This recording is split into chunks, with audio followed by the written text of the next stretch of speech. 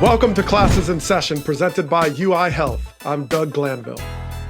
College football has exploded into a cultural fixture in American life. It has showcased the collective power of athletics around loyalty, rivalry, and history. In its orbit, there are communities that are part of the mutual support that keep the business of college football sustainable.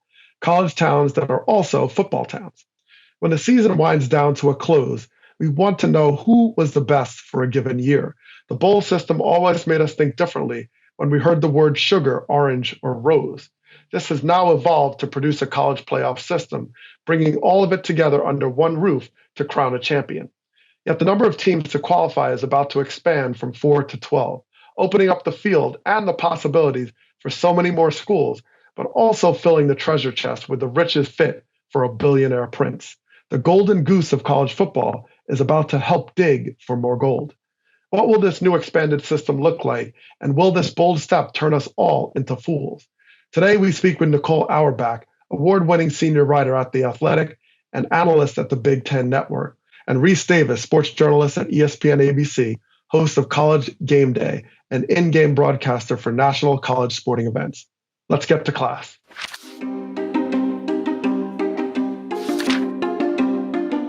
While growing up, my mom would run into a particularly stubborn jar that had a metal cap, one that would refuse to open.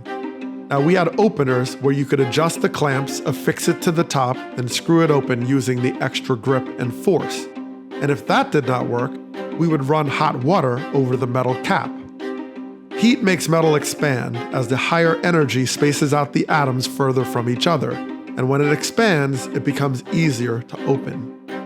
The NCAA has been feeling the heat from all directions, and now the college football playoff system is set to expand from 4 teams to 12 by the time the $470 million per year ESPN contract expires in 2026, and it might happen sooner.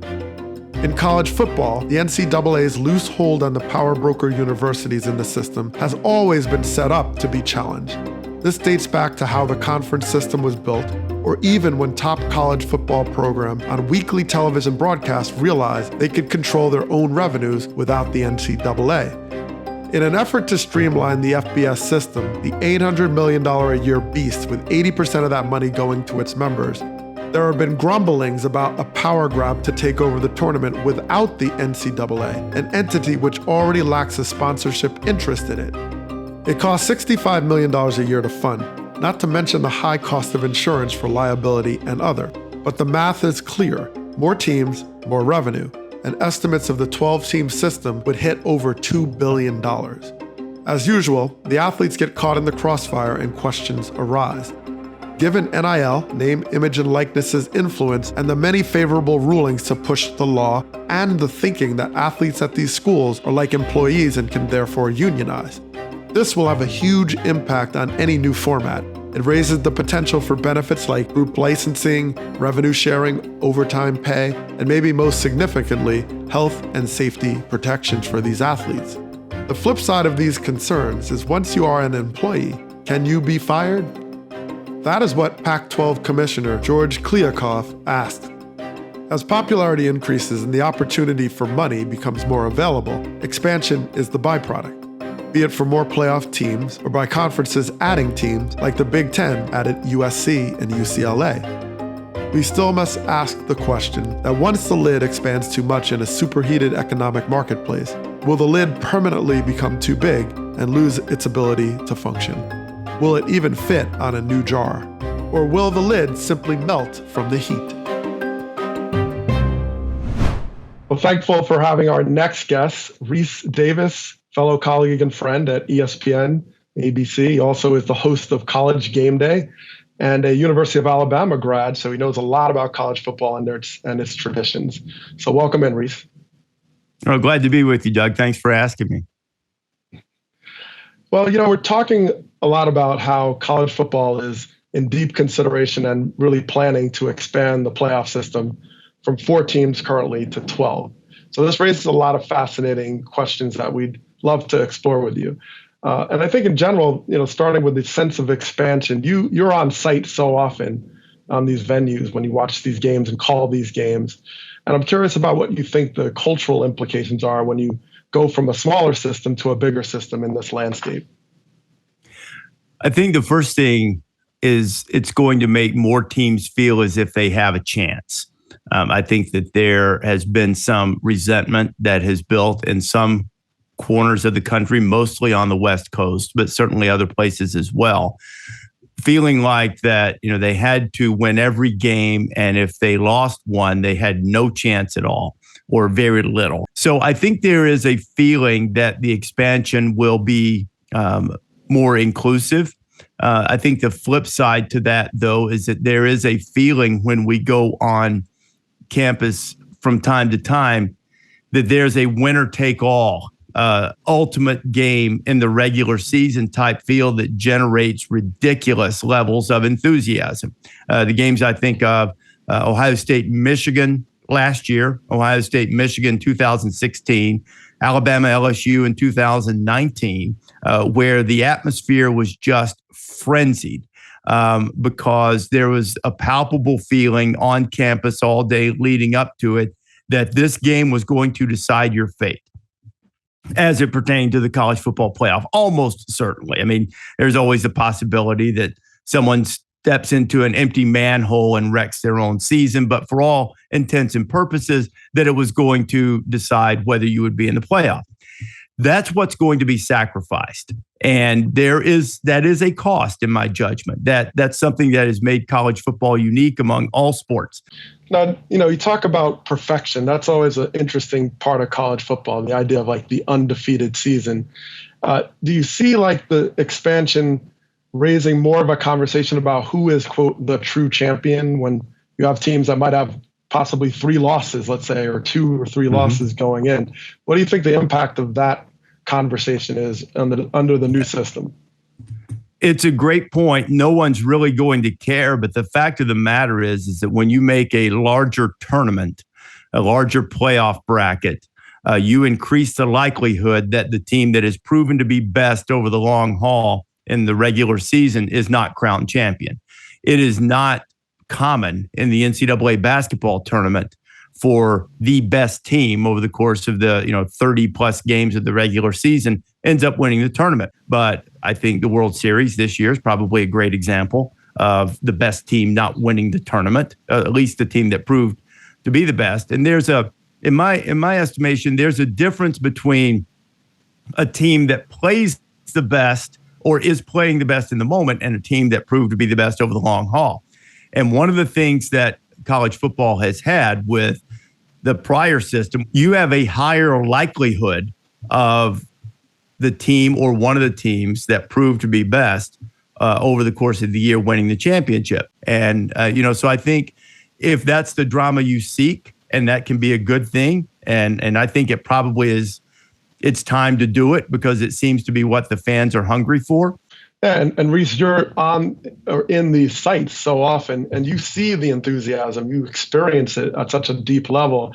There's a lot of discussion about, well, all these bowl games, the neutral site concept versus trying to have something on campus through the playoff system. I mean, what can you speak to about the power of having, like, quote, home field advantage and what that actually could mean to the system? There are a couple of flaws in the proposed system, in my judgment. And I was told by a high-ranking member, he said, I understand what you're saying and you're not wrong, but the ship has sailed, so you're not going to win this battle. I've been pounding my fist for a threshold for the conference champions, that they have to be ranked, whatever's decided upon, but it can't just be the 6th highest ranked champion, because what if that team happens to have 3 or 4 losses and they don't even make the rankings? And the other one that has apparently sailed is quarterfinal home games, which I think would be good. Now, the first round, 5 versus 12, 6 versus 11, and so on, those are going to be on campus.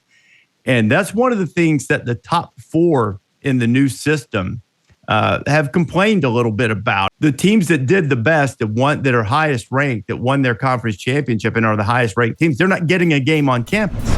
We continue with Game Day's Rece Davis, plus the Athletics' Nicole Auerbach delves into the dollars and cents of expansion of the college football playoff. Next on Classes in Session with Doug Glanville, presented by UI Health.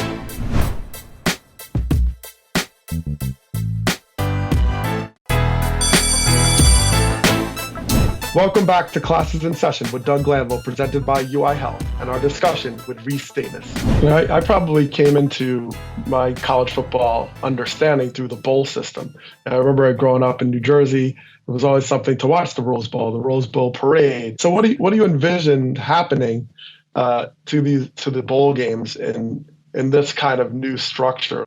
It's interesting. It's by incorporating the bowls into the quarterfinals, that's going to allow some of those major ones to not have as many, if any, off years. Now, even the big ones occasionally have years in which they don't factor into the playoff. So I think for some of the bowls, it helps them, some of the high tier bowls, it helps them in terms of being in the playoff structure one way or another more years than not, if not every year.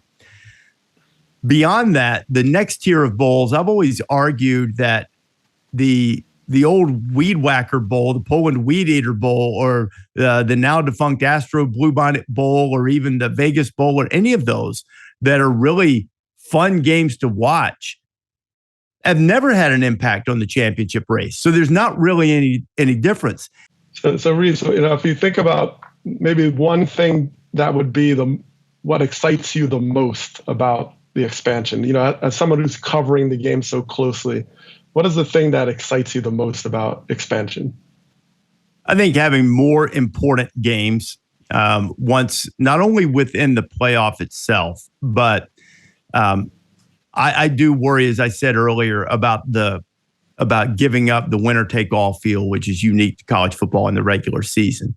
But there's also great benefit in having more games across the country late in the season that will determine whether a team gets into a conference championship game. And by getting into the conference championship game, you then by definition have a chance to earn your way into a playoff. There will be more elimination type field games in the regular season. There will be more games even among teams who aren't getting into contention for a conference championship game to stay highly ranked so that they can get an at-large bid. So there will be a lot more significant games, and I'm excited about that aspect of it. But I'm not one of those who believes, I think I've probably made pretty clear by this point, who believes that this is coming without a cost. I do believe it's probably time to pay the cost, but we shouldn't pretend like that this is just going to be the panacea to all that ails the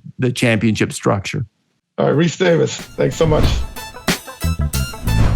Well, let's welcome in our next guest with great insight on college football and all things sports. We have Nicole Auerbach, who is also currently a senior writer at The Athletic and an analyst at the Big Ten Network. So welcome in, Nicole. Thank you. Yeah, thanks for having me. So, Nicole, I wanted to start. We're considering the change in college football that's coming around the corner, and that is the expansion of the playoff system from 4 teams to 12. And I guess the first thing I want to think about is why now? What is significant about this moment where this is heavily going to be the next iteration of football in college in terms of the playoffs? So it's a couple different things. Obviously, they went to a playoff model. They went from the BCS era of the 2 teams making the national championship game to this 4-team playoff that started in 2014. So now we've had a number of years where we've had the data. We've seen how this has come about. We have seen that the same teams make this every single year.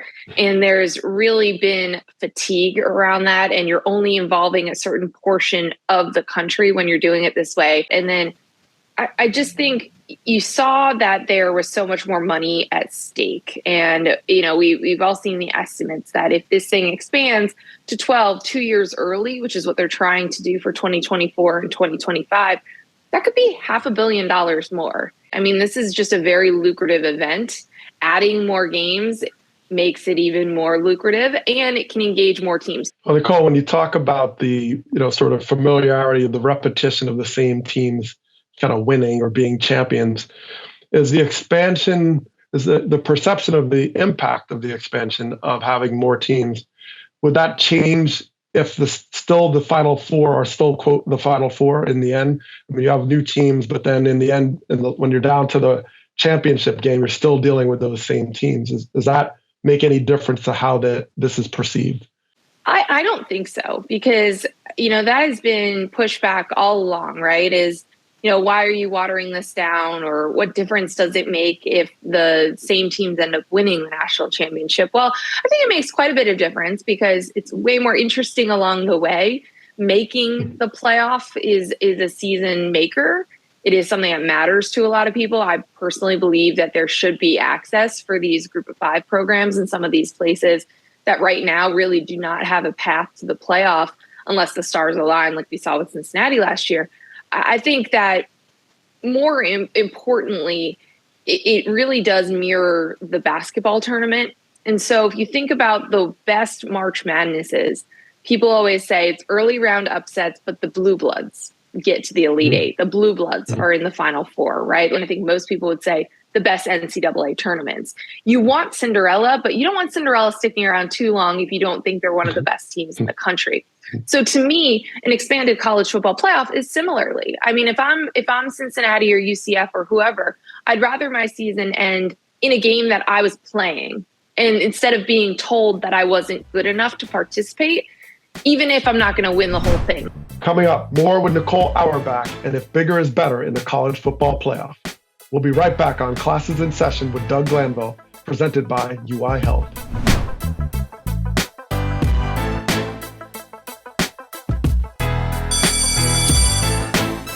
Welcome back to Classes in Session with Doug Glanville, presented by UI Health, as we continue with Nicole Auerbach.